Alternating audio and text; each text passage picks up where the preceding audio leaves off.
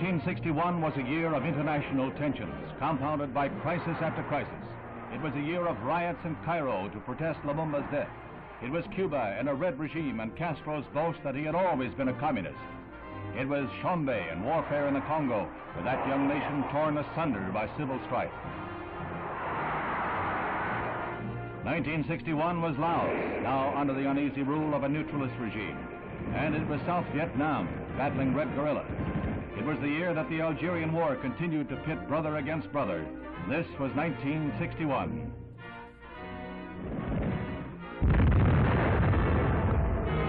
In January, John Fitzgerald Kennedy was sworn in as the 35th President of the United States and began the momentous task of guiding the nation through the critical years ahead. It was a solemn ceremony as he took the oath of office and assumed the burden laid down by Mr. Eisenhower.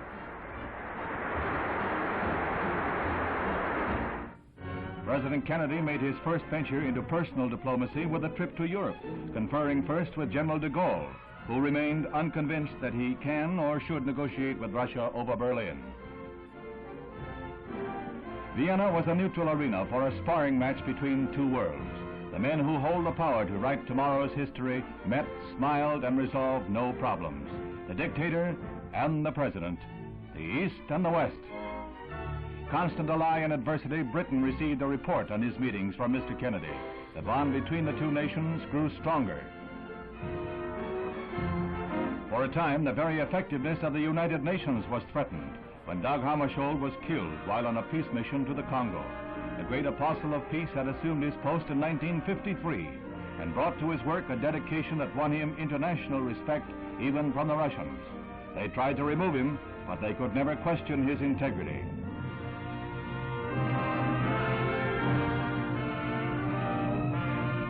U Thant of Burma succeeded Mr. Hammarskjöld to guide the UN during the parlous times it faces.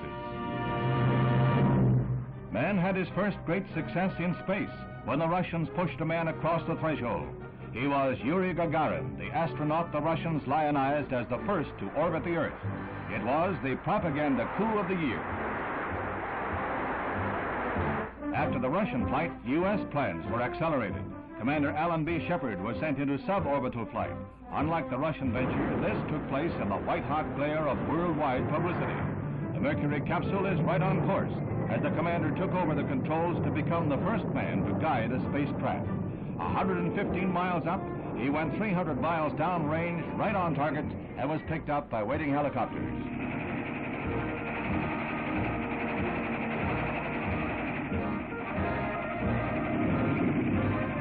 The triumph of Alan B. Shepard, U.S. space pioneer. Following in Commander Shepard's star-studded footsteps came Captain Virgil Grissom.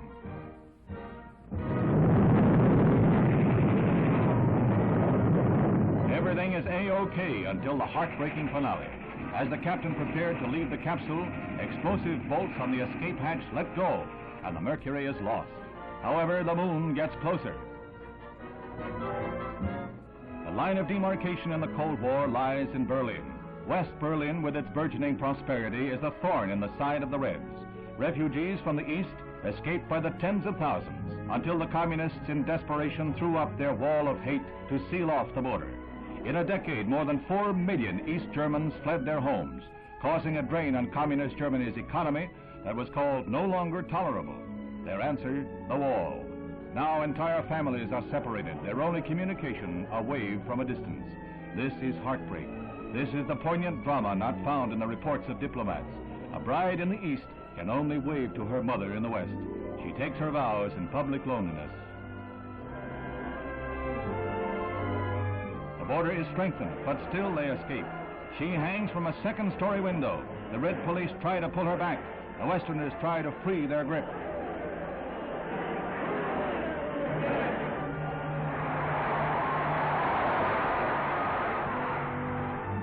East Germans grasp any fleeting chance.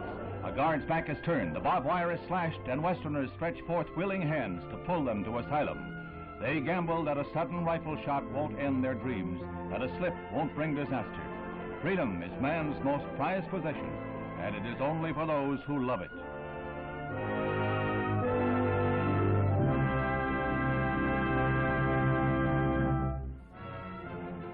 Immediately following the death of Dag Hammarskjöld, the United Nations Assembly heard an historic address that established the policy of the Western world. Mr. Kennedy presented a manifesto for peace in momentous and moving words, most of them directed at the Russian delegation. Ladies and gentlemen of this assembly, the decision is ours. Never have the nations of the world had so much to lose or so much to gain.